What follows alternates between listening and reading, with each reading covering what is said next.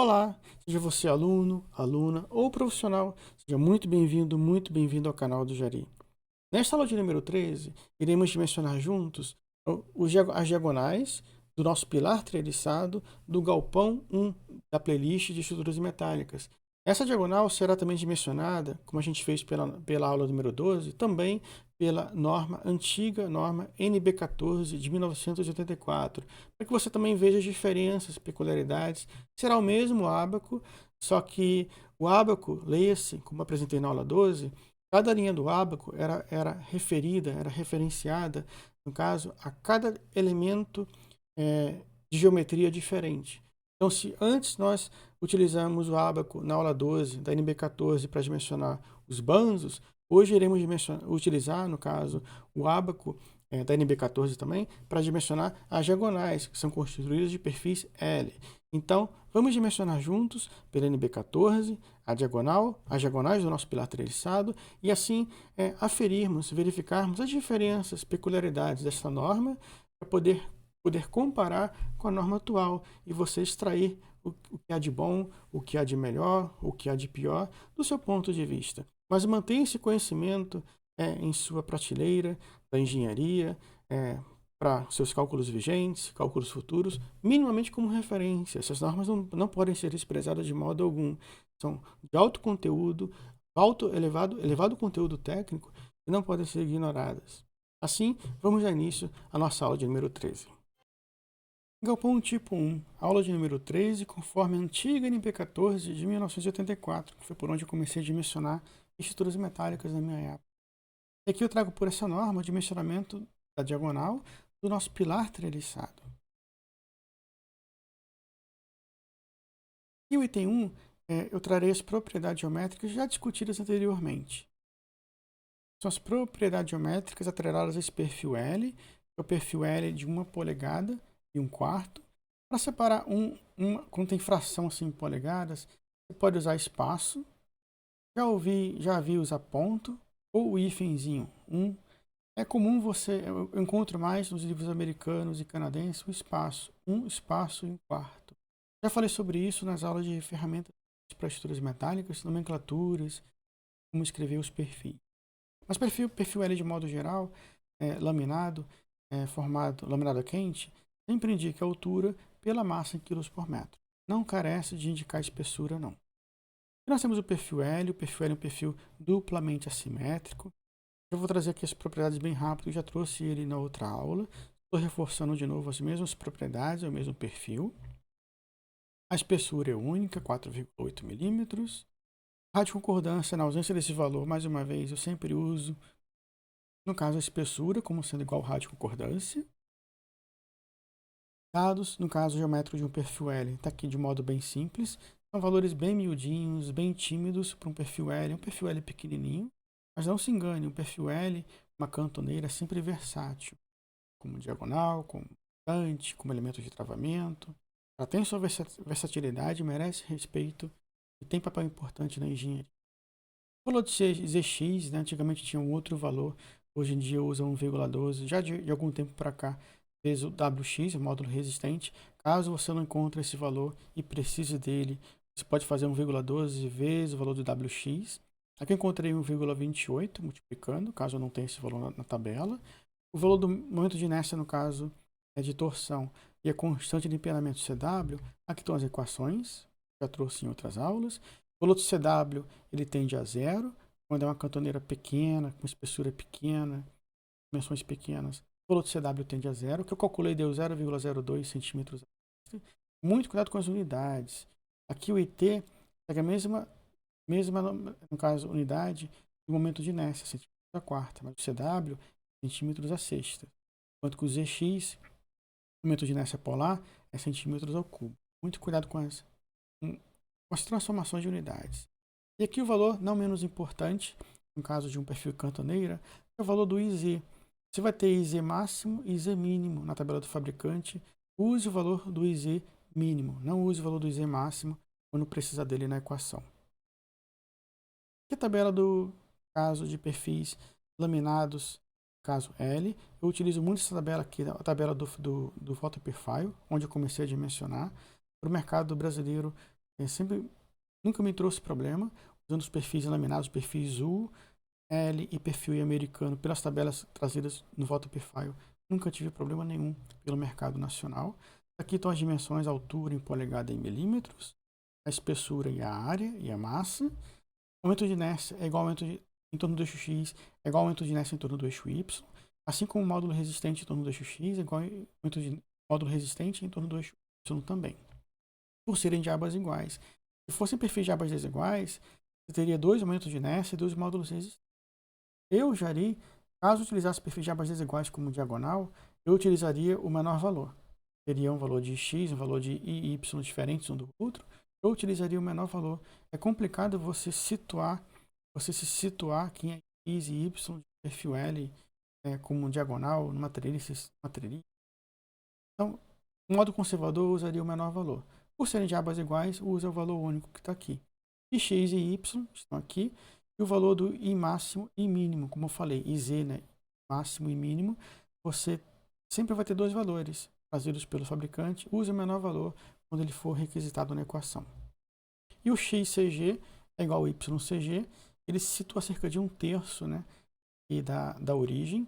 1/3 divide a altura por 1/3, a dimensão da aba por 1/3, aproximadamente você encontra esse valor aqui de 0,96.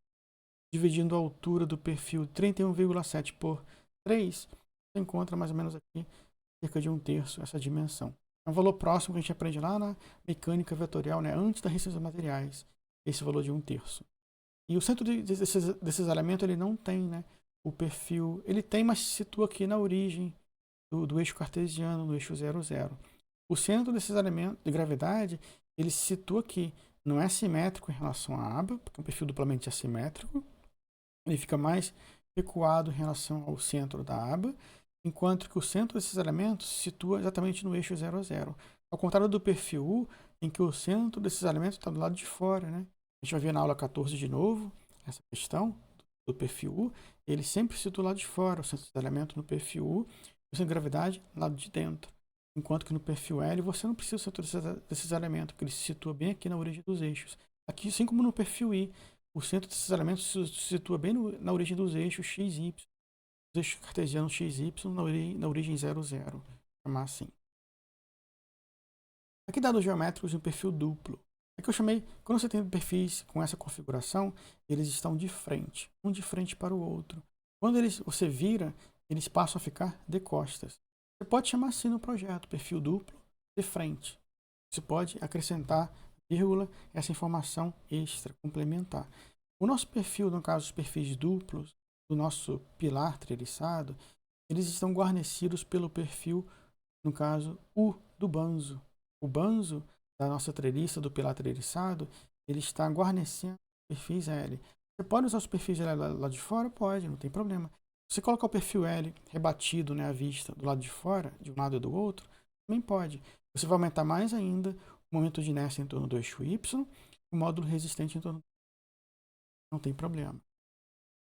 O valor de IY eu chamei com relação ao eixo cartesiano do elemento isolado, enquanto que o valor de Y é o valor é o eixo, né, o eixo Y do conjunto. Então temos aqui o eixo cartesiano I, no caso Y do conjunto, e Y' em relação ao elemento L isolado. Vale a pena distinguir porque nós temos 2 centros de gravidade distintos. Um centro de gravidade do conjunto, que é simétrico, e um centro de gravidade do elemento isolado, que é assimétrico em relação às abas. Não fica centralizado com o eixo, né, central da aba do perfil. Ele fica deslocado. É importante no perfil, para calcular as propriedades no perfil duplo, você calcular o valor de x. O valor de x, ele não tem uma equação geral. Para cada situação geométrica, cada configuração situacional, né, geométrica, em que você vai ter localizados os perfis L, o perfil U, você vai ter uma equação diferente. Para essa situação, essa é a equação que eu encontrei, em que você tem o valor de x é igual ao centro de gravidade, no caso do perfil L. Eu somei o centro de gravidade mais a espessura aqui do flange do perfil U, que eu botei separado, entre parênteses. Então eu peguei a distância de gravidade do perfil L até a extremidade do perfil U e vou subtrair de quem? Da altura do perfil como um todo, dividido por 2. Eu preciso no final do quê? Da face externa do perfil até o centro de gravidade do conjunto. Eu preciso no caso, perdão, eu preciso da distância do centro de gravidade do conjunto ao centro de gravidade do elemento isolado. Essa é a distância que eu preciso. E essa distância que iremos calcular como sendo igual a 5,67 centímetros.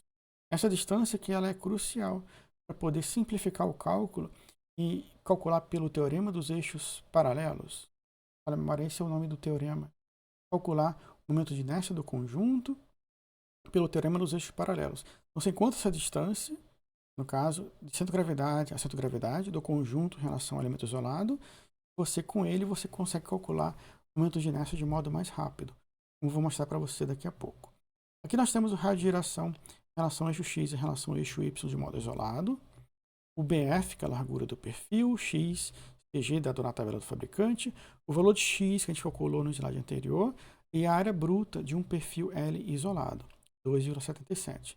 O y do conjunto você calcula do seguinte modo. Você calcula a raiz quadrada do y ao quadrado, que é o valor dado na tabela do fabricante, mais o delta y ao quadrado. E a delta y ao quadrado eu chamo de x, é a distância do CG do conjunto ao CG do elemento isolado. Então, esse valor de x ao quadrado, você soma ao valor do raio de giração isolado, do perfil isolado ao quadrado, e você encontra a radiação do conjunto. Isso me diz o quê? Como engenheiro, né? Como engenheiro, o que você vê aqui? Se você tem o raio de giração, opa, que maravilha! Eu encontrei o raio de giração, consigo encontrar o módulo resistente e o momento de inércia, pelas equações básicas, né, da resistência dos materiais. Propriedades geométricas em torno do eixo Y, no caso do perfil, no caso L, agora sendo como duplo. No caso do perfil duplo, você vai ter aqui as características de propriedades geométricas em torno do eixo X e em torno do eixo Y. Em torno do eixo Y são bem maiores porque quando você aumenta a distância entre os perfis, você aumenta o raio de giração, aumenta o módulo resistente, aumenta sobremaneira o momento de inércia. Esses três valores cruciais para funções estruturais do perfil são aumentados de modo assim, exacerbados. Você aumenta a distância entre dois perfis. Um artifício que você tem de aumentar as propriedades geométricas importantes estruturais é essa, de você aumentar a distância entre dois perfis L. No caso do perfil duplo, para calcular o valor da área, basta multiplicar por 2 a área do perfil isolado. O momento de inércia em relação ao eixo X, basta multiplicar por 2 também. Não carece de problema nenhum.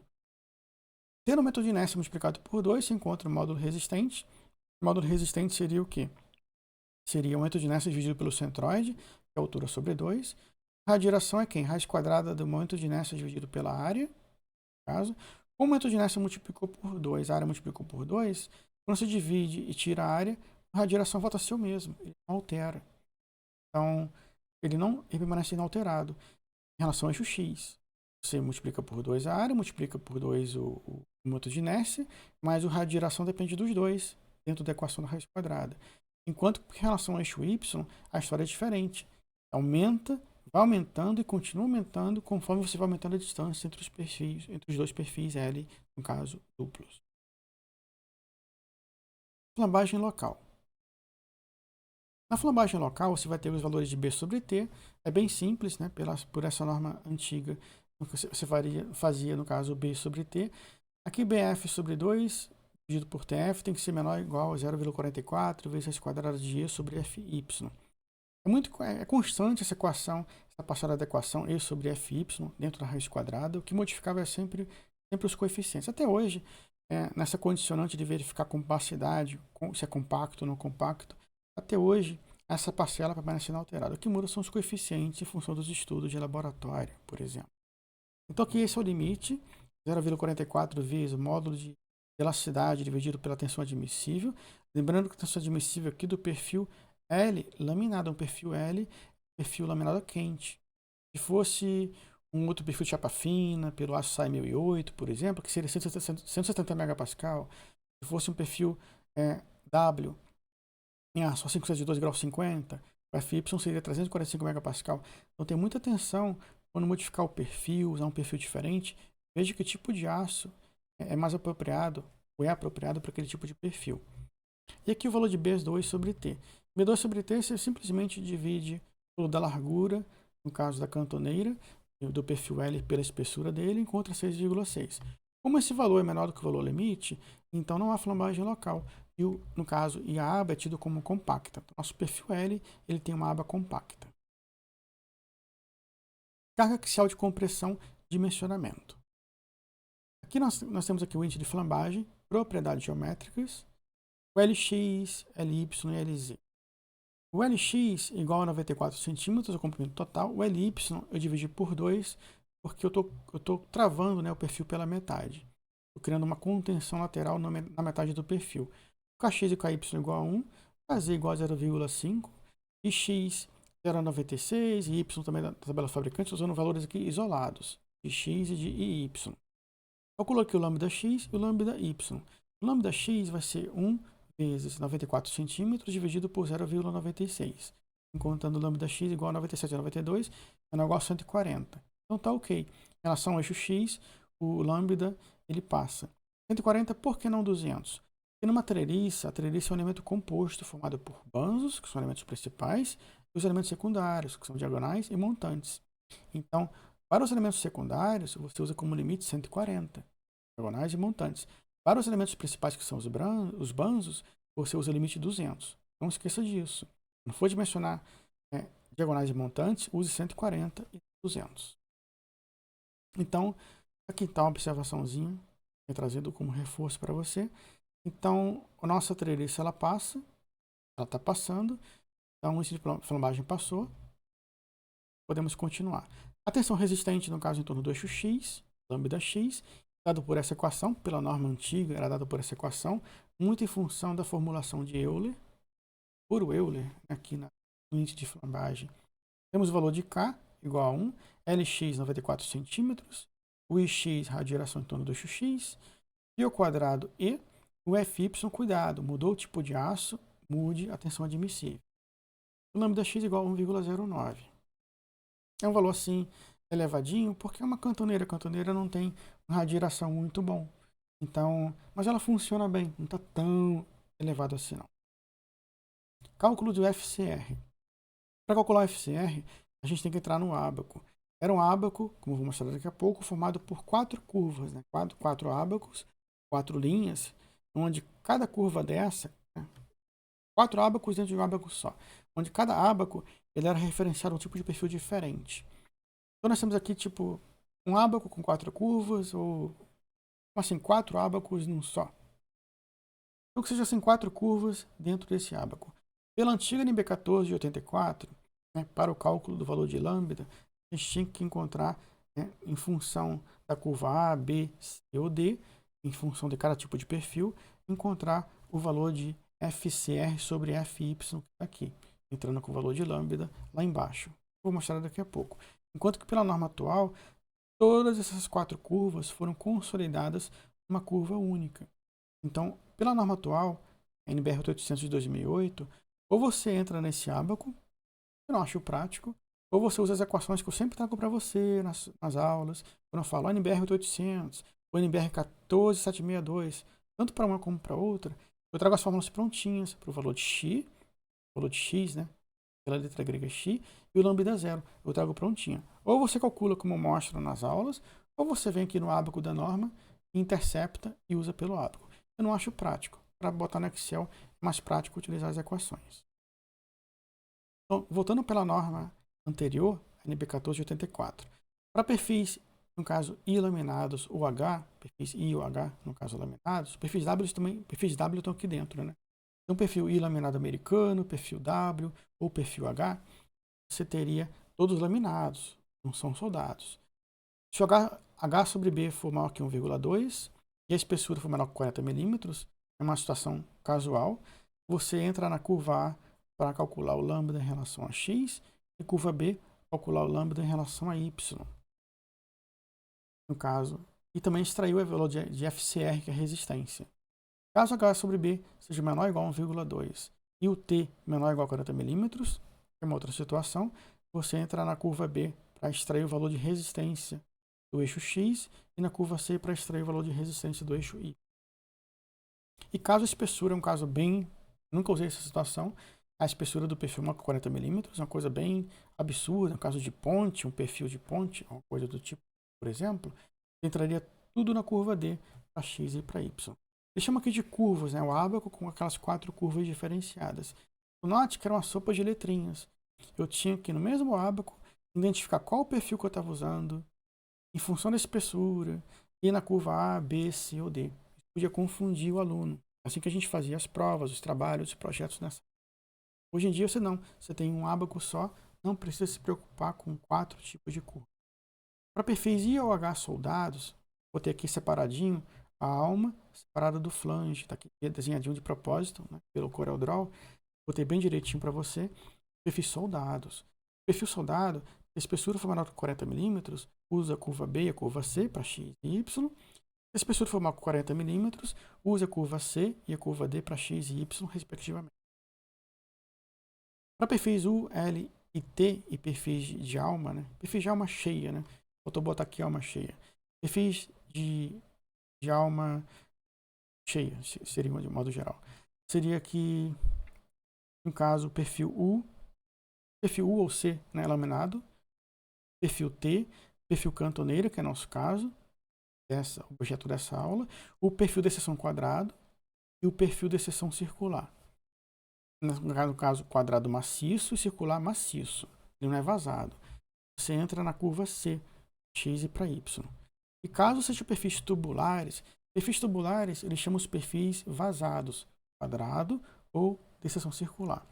Para evitar confusão, eu sempre chamo perfil de seção quadrada, ou perfil tubular de seção quadrada, perfil tubular de seção circular. Não quer dizer que tubular vai ser circular, não. Ela pode ser quadrado, retangular ou pode ser circular. Então, trate de chamar aqui um complemento de seção quadrada, de seção retangular ou de seção circular. Eu vou centrar na curva A para todos eles. Então, aqui voltando ao nosso probleminha. Já apresentei como é que se usa o ábaco, os tipos de perfis para cada curva, caso você venha se interessar e calcular para outros tipos de aplicações em seus projetos diferentes. Nas curvas A, B, C, D, você tem aqui, na curva C, perfil L, né, perfil U, L, T e circulares, no caso, e quadrados, você usa, no caso, de alma cheia, você usa a curva C. Então, na curva C, a gente vem aqui, entra no ábaco com valor de lambda, igual a 1,09.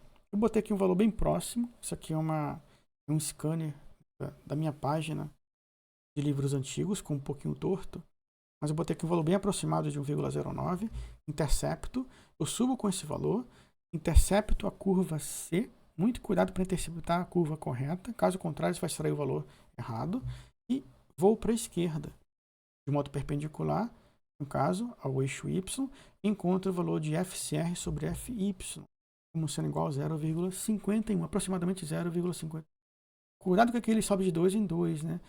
0,52, 54, 56, 58, 0,6. Muito cuidado. E aqui ele vai de 1 em 1.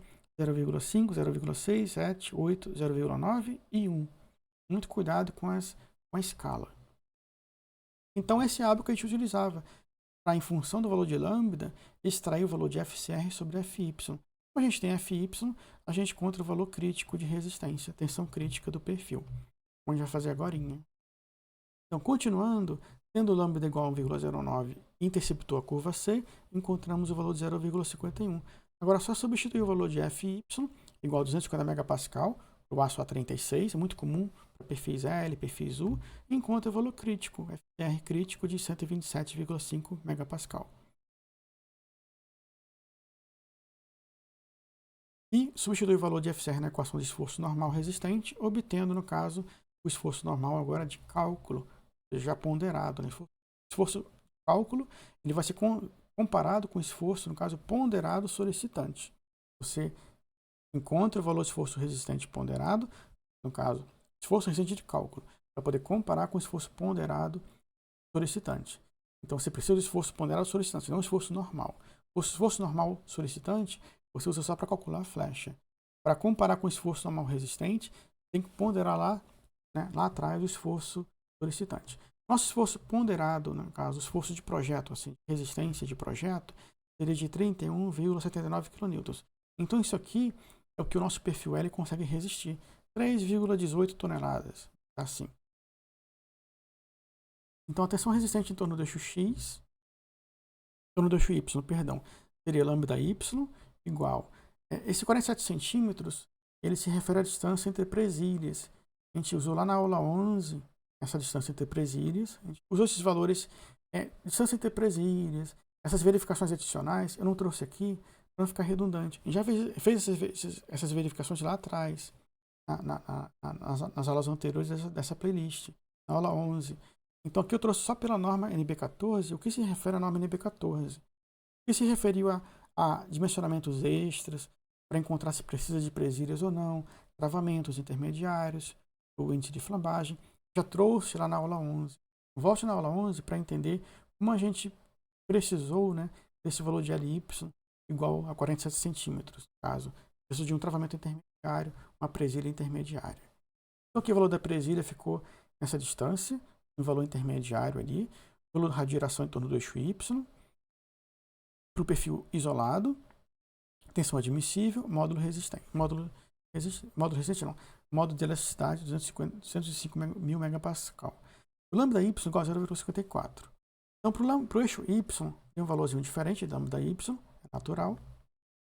O FCR vai entrar no ábaco novamente, 0,54. Vai entrar aqui com 0,54, vai subir e vai encontrar o valor de FCR sobre FY igual a 0,82. Por que a resistência em torno do eixo Y ela aumentou? Porque eu estou usando um valor de LB, distância entre pontos de contenção lateral, menor, pela metade. Né? Eu botei uma presilha ali entre os perfis. Então, que se para o eixo X eu estou considerando o comprimento total, perfil, com 90 e poucos centímetros, o eixo Y, entre eles, eu considerei uma presilha lá na aula 11. Então, a distância caiu para 47 centímetros entre os perfis. O LB caiu para 47 centímetros. Eu reduzi o LB, a distância entre pontos de contenção lateral entre os perfis L, então eu aumento a resistência. Então, dando 0,51 para o perfil do eixo X, considerando o eixo X, ele de ponta a ponta, né, de nó a nó na treliça, vencendo os 90 e poucos centímetros. Quando eu crio uma presilha entre os perfis para o eixo Y, você aumenta a resistência. Então, quando você cria uma contenção lateral entre dois perfis L, você aumenta a resistência. E a tensão resistente agora em torno do eixo Y, você vai ter que o cálculo do caso do FCR, continuando, você vai ter que a tensão crítica para o eixo Y, considerando lambda y igual a 0,54, e interceptando a curva C, nós encontramos 0,82 para essa razão FCR sobre FY.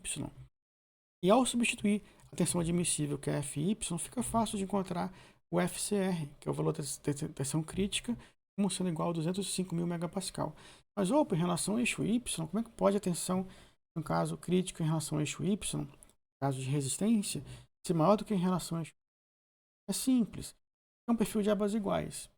Tamanho de inércia, radiação é igual, no caso, para uma aba, em relação a uma aba e em relação a outra aba. Porém, em relação a uma aba, considerando assim em relação ao eixo X, a gente considerou o LB de ponta a ponta, com aquele comprimento total de nó a nó, ou com LB bem elevado, 0,94, não falha a memória, 94 centímetros de LB, no caso, para o eixo X. Enquanto que para o eixo Y, nós criamos uma presilha, um travamento entre os perfis L, ela careceu de uma presilha, no caso, entre os perfis L, precisou dessa presilha, a gente verificou lá na aula 11, e esse 94 caiu para 47 centímetros pela metade, né? Digamos assim. Então, com isso, você favoreceu a resistência. Quando você criou essa condição de travar os perfis L em relação ao eixo Y pela metade, de 94, você criou um travamento a 47 centímetros, então você aumentou a resistência. Quando você trava dois perfis, cria uma contenção lateral, ou cria duas contenções laterais, criou uma contenção lateral, você já criou uma condição para aumentar a resistência do perfil. Caso não tivesse a presilha, a necessidade de presilha entre os dois perfis em torno do eixo Y, essa tensão seria igual à tensão do eixo X. Jabas iguais, tensões iguais, e acabou. Mas como criamos uma presilha em relação a um eixo e não em relação ao outro, então em relação ao eixo Y, uma presilha intermediária, uma contenção intermediária, ele acabou tendo uma tensão crítica maior. Então essa análise tem que ser sempre observada pelo engenheiro, pelo engenheiro. Ao criar uma contenção, uma condição de contenção lateral, você acaba criando uma condição de aumentar a resistência. Então, substituindo na fórmula de esforço normal de projeto resistente, você encontra o valor final de 51,11. Era bacana que bastaríamos substituir aqui no caso o valor da área pela tensão, né? Tensão o quê? Força sobre a área. Então você passa a tensão com a força sobre a área, você passa a área, multiplica pela tensão, você encontra a força. E multiplica por 0,9, que é o coeficiente de redução da resistência, para poder condicionar a equação num valor de esforço normal de cálculo. Então, para ter condição de esforço normal de cálculo, tem que usar o valor de coeficiente de redução de resistência de 0,9. Então, essa é uma fórmula bem simples. Consultou pelo ábaco, encontrou o valor de FCR, encontrou a resistência do perfil. Bem simples de calcular por essa norma antiga NP 1484. E o valor mínimo de tensão resistente. Então, em torno do eixo X, a gente obteve um valor de resistência menor. Esse vai ser o valor governante. A gente vai usar o menor valor encontrado para X e para Y. Nesse caso, foi para X. Então, como esse valor é mesmo de 31,79, ele é maior do que o esforço solicitante ponderado, né? E dividido por 2, que são duas treliças, dividido por 2, de 17,89, como ele é maior, então o nosso esforço resistente normal de cálculo, ele passa. A treliça ela tende ao dimensionamento. Um perfil L pequenininho, né, com dimensão de 31 milímetros, espessura de 4, pouquinho milímetros, ele atende ao dimensionamento. Como eu falei, perfis L com dimensões de abas de 30 e pouco, 40 e pouco, 50 e poucos milímetros, ele atende bem no dimensionamento de treliças de modo geral. Não carece de um perfil com espessura de meia polegada, 3/8, não. Espessuras também razoáveis, de 3/16 ou 1/4, tá? No máximo 1/4, tá razoável demais para um perfil L para atender a condição, né, de comportamento com mão diagonal, seja treliça de pilar ou treliça de cobertura. Então não esqueça de dividir por se for solicitante encontrado no F2 e aplicado no perfil duplo por 2, pois às vezes uma linha mostrada na linha... No F2 nós vemos apenas uma linha, mas ao analisar um programa assim como o F2, que é um programa simples, né, potente assim, para o dia a dia, ele atende muito bem.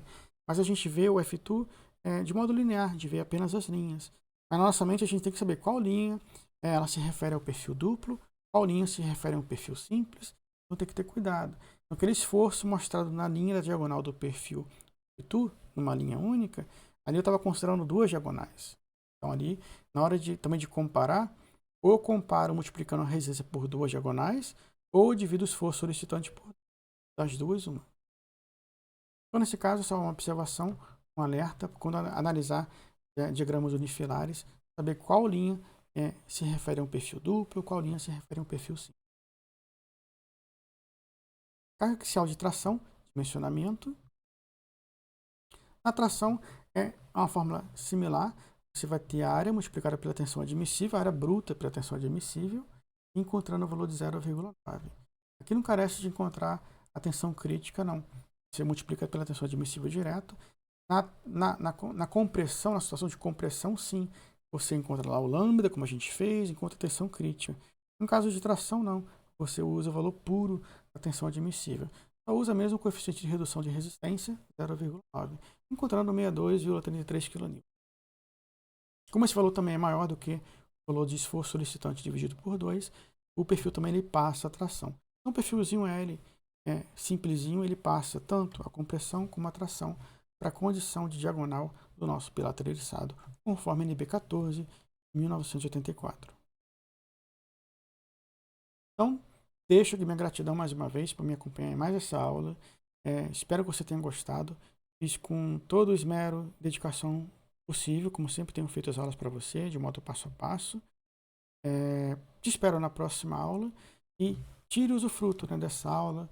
Comece a aplicar no papel, transforma as unidades, treine em casa, vai passando devagarzinho para um Excel, uma planilha de Excel, com o melhor amigo do engenheiro, a planilha de Excel, e vai montando essa planilha devagarinho. Quando você tiver a oportunidade de utilizar, ela vai estar pronta, para você utilizar com mais eficácia seus cálculos de dimensionamento no dia a dia. Então, te espero na próxima aula e muito obrigado mais uma vez.